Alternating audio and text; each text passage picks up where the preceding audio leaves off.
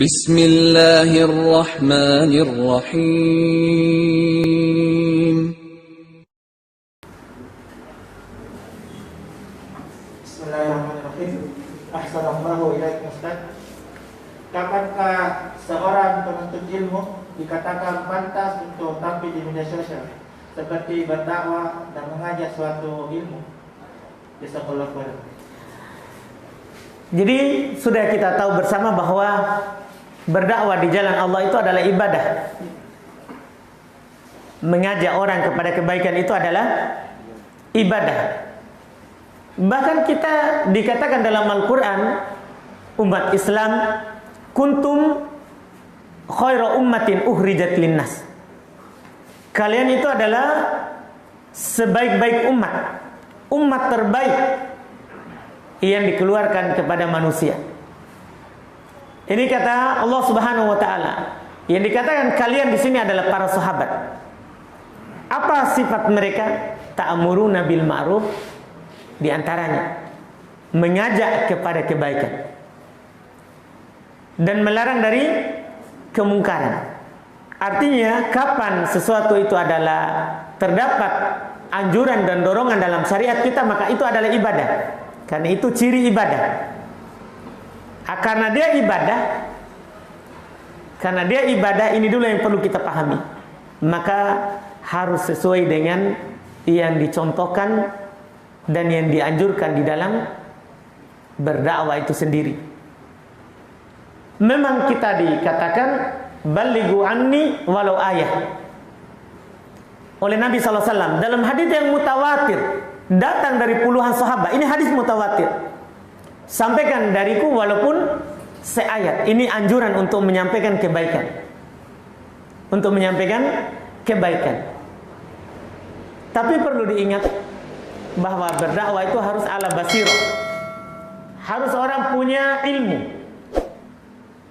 Di dalam ayat dikatakan, Kul hadihi sabili ad'u ilallahi ala basirah. Katakan wahai Muhammad, ini adalah jalanku. Saya berdakwah kepada Allah Subhanahu wa taala di atas ilmu. Tidak disebutkan yang lain. Padahal namanya orang berdakwah itu kan macam-macam. Bisa dengan harta, bisa dengan badan, bisa dengan kedudukan, bisa. Iya, bisa dengan kekuatan bahkan. Kita bisa paksa orang dengan kekuatan kalau yang punya kekuatan. Tapi itu semua tidak disebutkan. Yang disebutkan apa? Ala basirah, ala ilmi, di atas ilmu. Di atas ilmu. Dari sini dikatakan bahwa doruri, hal yang harus dan bahkan wajib bagi seorang yang ingin berdakwah adalah punya ilmu. Punya ilmu. Disebutkan oleh ulama tafsir ilmu tentang dua perkara. Yaitu ilmu tentang apa yang dia mau sampaikan. Itu dulu yang pertama. Apa yang antum mau sampaikan harus punya ilmu di situ. Harus punya ilmu. Bahkan para ulama menjelaskan, misalnya yang kita sampaikan Al-Quran harus punya ilmu tentang tafsirnya. Karena jangan sampai kita sampaikan dalil Al-Quran tidak diragukan, tapi pendalilan kita salah. Tempatnya yang salah. Jadi harus punya ilmu tafsir. Bahkan para ulama lagi menegaskan, siapa yang ingin menyampaikan Al-Quran wajib dia tahu bahasa Arab. Begitu.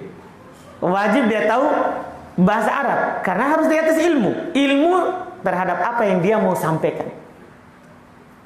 Iya. Ini yang pertama. Yang kedua, ilmu terhadap madu'unya, tempat yang disampaikan ilmu itu. Dia harus tahu, ini saya sampaikan ke siapa.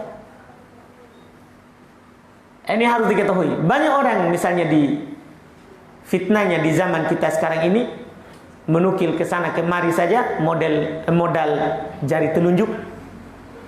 Iya. Dapat kebaikan langsung nukil. Dia tidak tahu cocok itu adalah kebaikan, tapi kita sampaikan di mana? Cocok enggak? Untuk kondisi saat ini, untuk orang yang ada di tempat saya itu. Jadi sehingga dia sampaikan ilmu karena dia tidak punya ilmu tentang itu, kadang menimbulkan apa? Perdebatan yang panjang. Itu kerusakan di zaman kita sekarang ini, karena banyaknya orang yang hanya modal semangat,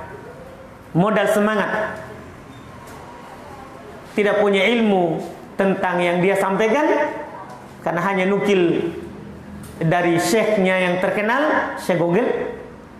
Seperti itu modalnya, dan dia tidak tahu dia sampaikan ini cocok nggak dibawa, cocok nggak?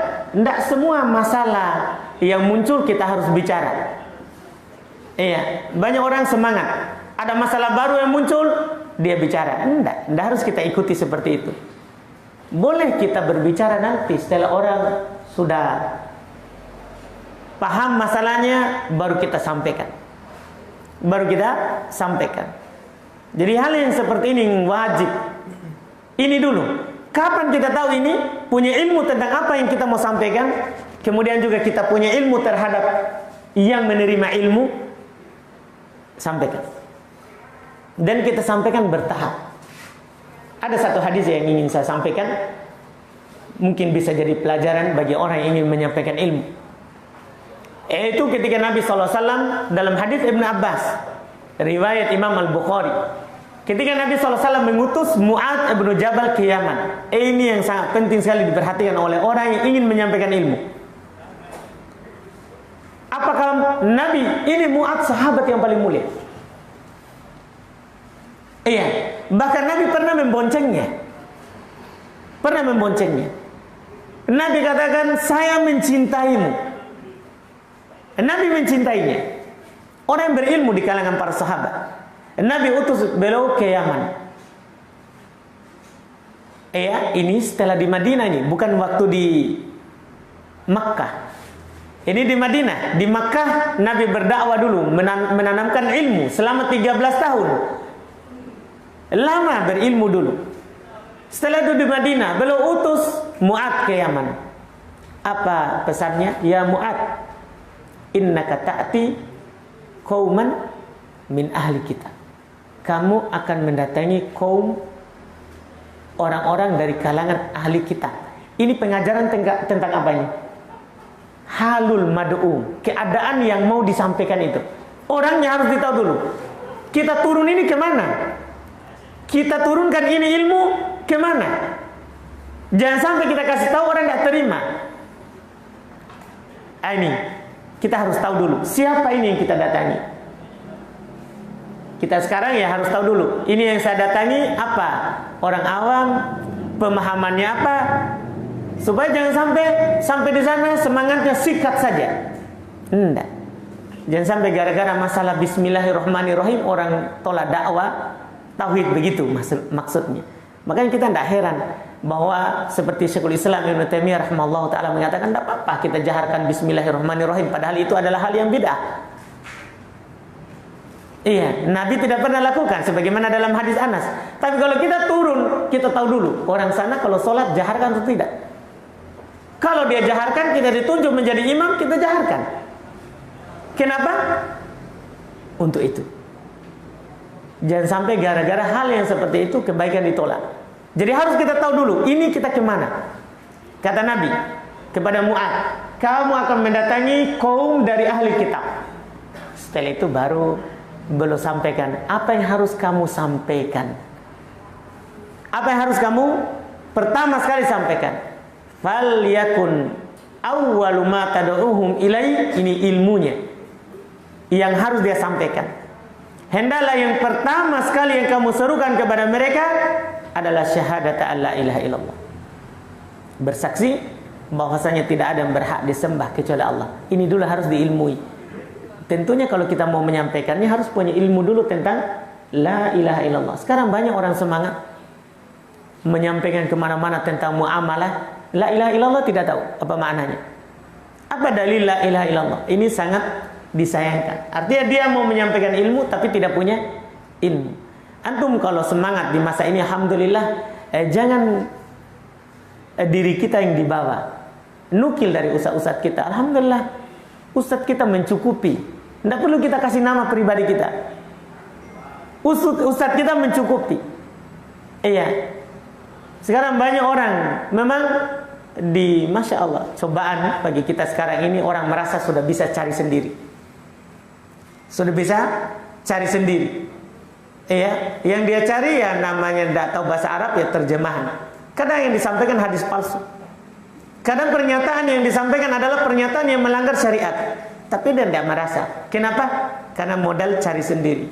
Padahal kalau dia menyebarkan apa yang disampaikan oleh ustaz-ustaz yang ada, apa yang disampaikan oleh Ustadzul misalnya, dia sebarkan, dia dapat pahala seperti Ustadzul tanpa mengurangi pahalanya. Tidak rugi kita. Tapi kalau kita sendiri atas nama kita pribadi, kalau salah, tanpa mengurangi dosa orang itu. Cocok hadisnya. Nah hadisnya bilang, balighu anni walau ayat. Iya, lanjutkan. Man kadzaba alayya muta'ammidan falyatabawwa maq'adahu minan nar. Siapa yang berdusta atas namaku dalam keadaan sengaja, dia tahu ini salah, tapi dia sampaikan, maka hendaklah dia siapkan tempatnya ke dalam neraka. Jadi ada lanjutannya itu hadis. Jangan hanya sampaikan semangat, sampaikan walaupun seayat. Iya, tapi harus benar, harus cocok. Apakah sudah saatnya memang kita sampaikan? Tidak sembarang orang berjalan. Intinya ayat tadi itu dijadikan pegangan sama hadis Mu'ad tadi.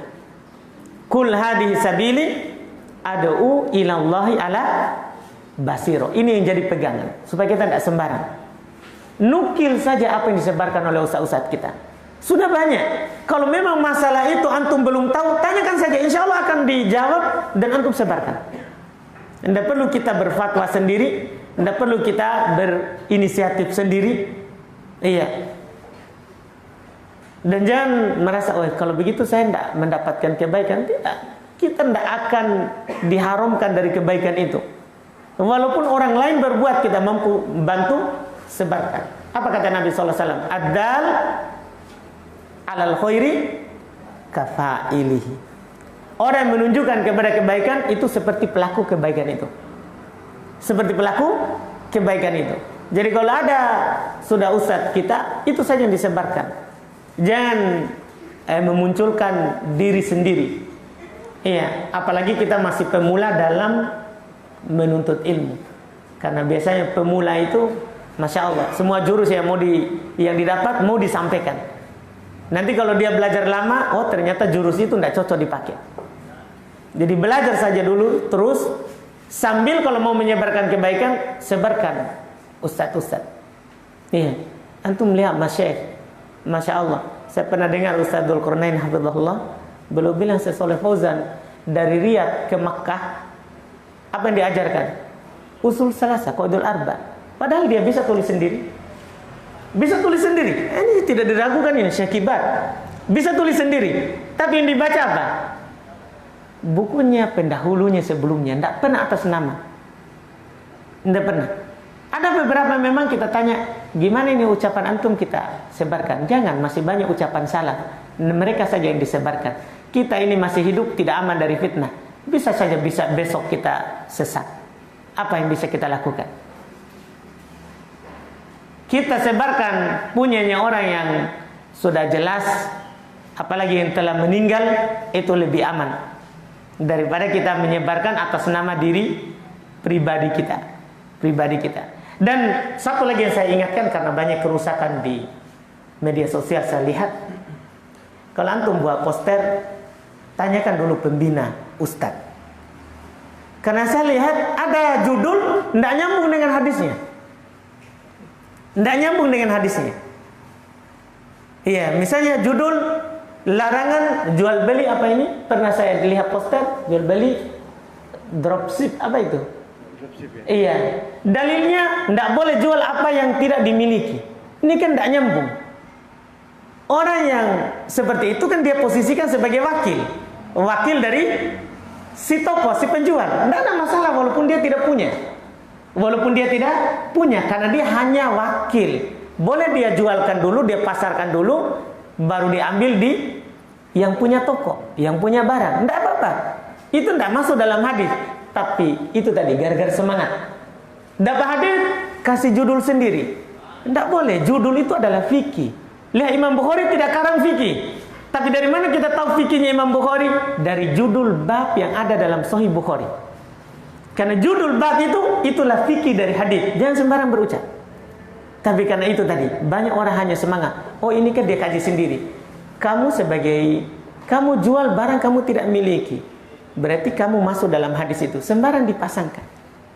Tidak seperti itu. Orang-orang harus paham dulu fikihnya, kaji baik-baik apa ucapan ulama terkait dengan hadis itu. Maksudnya ulama kita juga sudah punya bentuknya.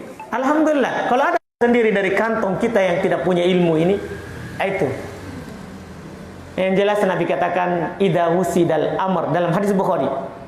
Idza wusidal amr li ghairi ahliha fantadir sa'ah. Kalau perkara itu diserahkan kepada bukan ahlinya, tunggu hari kiamat. Artinya tunggu kehancuran. Tunggu kehancuran. Karena dunia ini tidak akan hancur kecuali setelah munculnya orang-orang bodoh. Hilang ilmu. Hilang ilmu. Ini yang perlu diingat oleh orang-orang yang aktif di dunia itu. Mudah-mudahan bermanfaat dan jadi pengingat untuk kita.